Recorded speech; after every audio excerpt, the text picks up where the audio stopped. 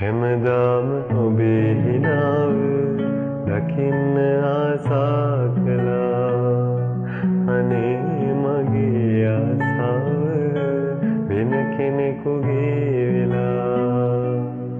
දිවුරලා දුන් පොරොන්දු ඉටු කළා නම් මිනිස්සු